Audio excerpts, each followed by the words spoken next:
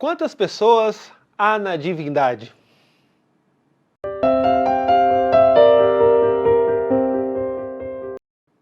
A resposta que nós temos no breve catecismo na pergunta de número 6 é a seguinte: há 3 pessoas na divindade: o Pai, o Filho e o Espírito Santo.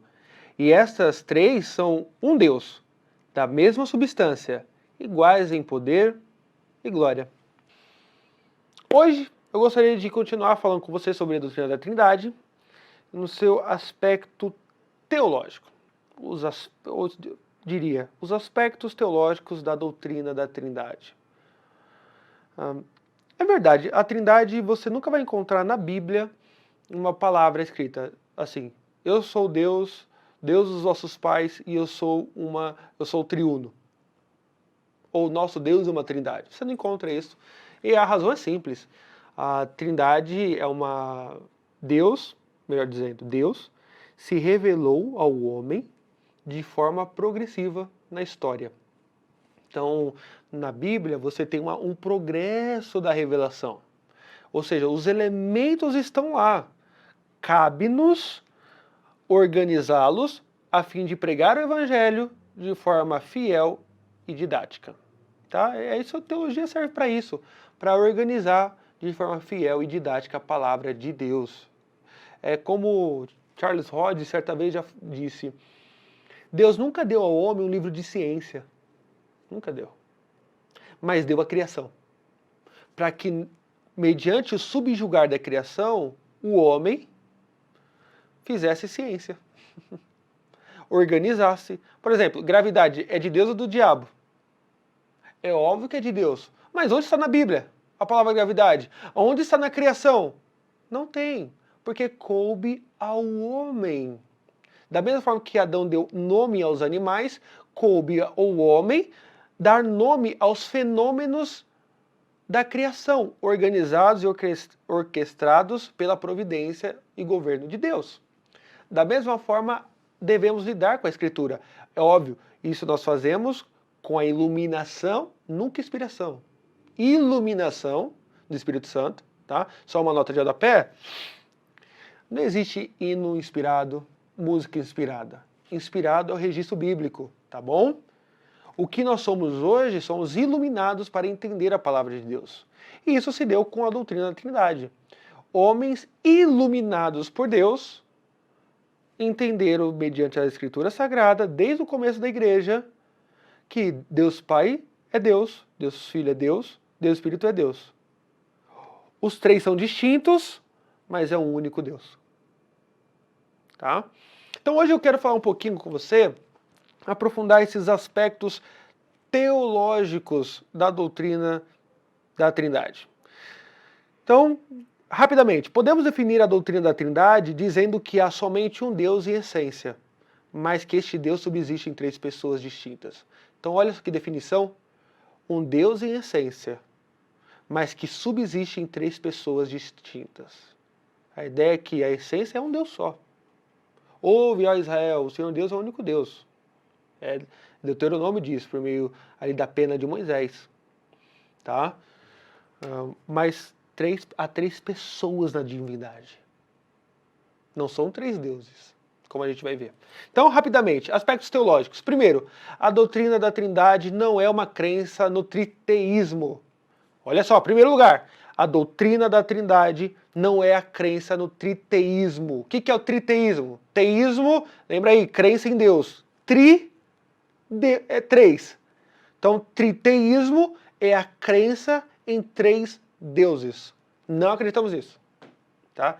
Não, é preciso que façamos essa afirmação de forma negativa, né? Visto que os unitarianos estão sempre prontos a acusar os cristãos de crerem em 3 deuses. Então o que acontece? Quando os unitarianos, os unicistas, tá, eles dizem o seguinte: o que é unicista? Nós vimos no último encontro. Unicista é aquele que diz o seguinte: há uma pessoa na divindade, uma única pessoa. Essa pessoa decidiu se revelar no Antigo Testamento como Pai. Aí esta mesma pessoa diz o seguinte: agora eu não vou ser mais o pai não, eu vou me apresentar como um filho que morre. agora não vou ser mais o Filho, nos nossos dias, eu vou me apresentar como o Espírito Santo e habitar com o homem, uma única pessoa. Nós não dizemos isso. Isso é heresia. Tá? Isso é heresia. O unicismo, o sabelianismo, o nome disso é sabelianismo, eu peguei o nome para você, sabelianismo, porque foi inventado por um homem chamado Sabélio. Ele defendia exatamente isso. Isso foi rechaçado na igreja como heresia. Tá bom? Então, a nossa crença é de que há um único Deus, mais três pessoas. Não são três deuses. Um único Deus, mais três pessoas. Tá? É importante distinguir isso. Então, nós rejeitamos o triteísmo completamente. Por quê? Veja o que Deuteronômio 6,4 diz. Ouve, Israel, o Senhor nosso Deus é o único Senhor. Essa foi a mensagem para o povo de Israel. Eles estavam cercados de nações que eram completamente politeístas, ou seja, acreditavam em vários deuses. Todavia, eles, como povo escolhido, foram chamados para crer e anunciar a verdade do único Deus verdadeiro. Isso era uma marca que distinguia Israel das demais nações. As demais nações acreditavam em vários deuses. Israel no único Deus vivo e verdadeiro. E isso se manteve no Novo Testamento completamente. O novo não contradiz o antigo, pelo contrário, ele amplia o entendimento. E qual é o entendimento que nós temos a partir do novo? É um Deus mesmo, mas que subsiste em três pessoas. Tá? Essa é a ideia. Então, nosso Senhor Jesus Cristo, de fato, disse a mesma coisa quando usou as palavras, lá em João 10,30, eu e o Pai somos um. Não dois, um. Então, vocês descobrirão que Tiago salienta o mesmo ponto quando ele diz, tu crês que há um só Deus? Fazes bem. Tiago 2,19. Então, assim, enquanto consideramos essa grande e bendita doutrina da Santíssima Trindade, finalmente, quer entendamos, quer não, o que estamos dizendo, devemos continuar afirmando que não cremos em três deuses, há um só Deus. É um princípio da teologia reformada, né? Qual que é o princípio? Às vezes você não vai conseguir conectar as coisas, mas você tem que afirmá-las de igual modo, se a Bíblia assim o faz. Então eu não sei como que pode haver um único Deus que subsiste em três pessoas, mas é isso que a Bíblia afirma? É. Então eu deixo sobre a mesa. É uma tensão suspensa, Calvino diria. Está aqui. Por exemplo, Deus é soberano sobre todas as coisas, mas mesmo assim o homem é culpado pelos seus pecados. Opa, como assim? As duas coisas são verdadeiras de acordo com a palavra de Deus. Como elas se relacionam, eu não sei, mas eu afirmo as duas e deixo sobre a mesa, para que na glória, se porventura Deus permitir, nós saibamos aí um pouquinho melhor acerca desses assuntos. Então, primeiro aspecto, não cremos em três deuses. Segundo aspecto, Trindade em essência. É importante nós estudarmos isso. Quando estudamos a Trindade em seu aspecto essencial, estamos estudando a respeito de fato do seu ser. A gente chama isso de ontologia, estudo do ser. Quando estudamos a ontologia da Trindade, vemos que nela há três pessoas distintas. Só podemos falar de pessoas, visto não podemos pensar numa categoria mais elevada do que pessoas. E quando pensamos em pessoas, pensamos em indivíduos, e por isso separamos. Uma pergunta que, se nós estivéssemos em sala de aula, a gente poderia fazer: por que você fala que isso existem três pessoas, subsiste em Deus três pessoas? A resposta é simples, porque simples assim, de acordo com a palavra de Deus, né? O Pai, ele tem uma personalidade diferente do Filho e do Espírito, tá? Então são três pessoas distintas, não separadas totalmente. Elas se relacionam de forma perfeita. Há apenas um poder, uma mente, uma determinação, um sentimento, um único ser. A sua essência não é fragmentada, não é dividida, é um único Deus. Ele é perfeito em si mesmo, não há partes quebradas. É um único Deus, não três deuses, mas um único Deus Todo-Poderoso. O seu ser é divino, não divinos. Então, dentro da Trindade existe absoluta igualdade de essência. Logo, não existe qualquer grau de subordinação, nem mesmo de honra. O Pai não é maior em essência do que o Filho, e nem o Filho maior do que o Espírito, como eu já mencionei. É errado a gente pensar isso. O Pai é mais forte do que o Filho, ou o Espírito, ou o Filho é mais bonzinho do que o Pai. Não existe isso na Trindade. Há uma harmonia de vontade, há uma harmonia em poder, em projeto de redenção. Há uma harmonia no ser de Deus. E por fim, ainda sobre aspectos teológicos, só para deixar mais claro o que eu disse no início, aqueles que têm tentado negar a doutrina da Santíssima Trindade. Dessa forma, eles dizem, não há três pessoas, há somente uma pessoa. E o sabelianismo, ele fez isso. Essa doutrina foi defendida, então, por Sabélio, que tentava... isso é importante dizer. Muitas heresias nasceram com boa intenção. Então, Sabélio, ele estava tentando reagir à acusação dos judeus de triteísmo. Então, os judeus da época de Sabélio diziam o seguinte, vocês cristãos defendem três deuses.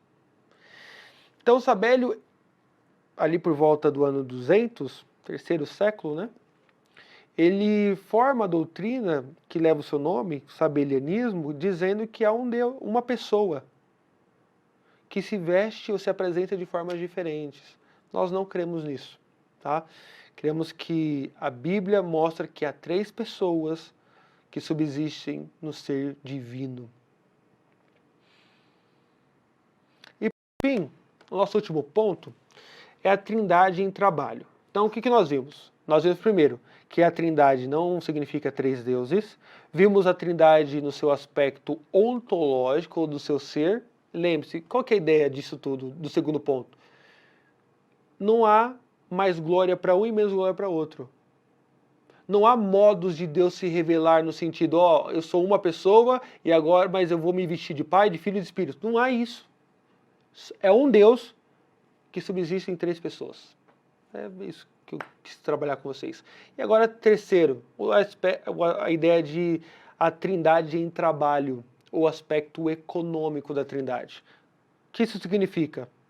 Que Deus, embora seja um em essência, ele, na história da redenção, se apresentou como sendo três pessoas, né, na Trindade. Tendo três pessoas na Trindade. Obviamente na Trindade, né? O que eu quero dizer com isso? Na Bíblia, nós vemos que o trabalho é extremamente organizado entre Pai, Filho e Espírito. O Pai é aquele que elege, o Filho é aquele que morre, e o Espírito Santo é aquele que aplica a obra da salvação no coração do crente. Basicamente isso. Então, Deus se revelou como triuno na história da salvação. Um único Deus se mostra como sendo uma trindade para salvar o pecador. O Pai elege, o Filho morre e o Espírito Santo aplica esta redenção, transformando o nosso coração. Portanto, pensemos nesses aspectos teológicos. O aspecto primeiro da questão de Deus, da Trindade não ser três deuses, mas um único Deus. O aspecto ontológico, iguais em poder, glória e força. E terceiro, o aspecto econômico ou do trabalho da Trindade, onde nós vemos as três pessoas trabalhando em completa harmonia. Deus Pai na eternidade nos elege, Deus Filho no tempo morre pelo seu povo, e no tempo presente e até a volta de Cristo, Deus Espírito Santo aplica os benefícios dessa morte. Que Deus ajude a entender um pouquinho mais essa doutrina tão rica. Se você for comigo até mais esse final de vídeo, eu peço que, por favor, você curta, compartilhe. Se você não é inscrito, inscreva-se no nosso canal para que juntos alcancemos o maior número de pessoas para a glória de Deus. Um grande abraço e até a próxima.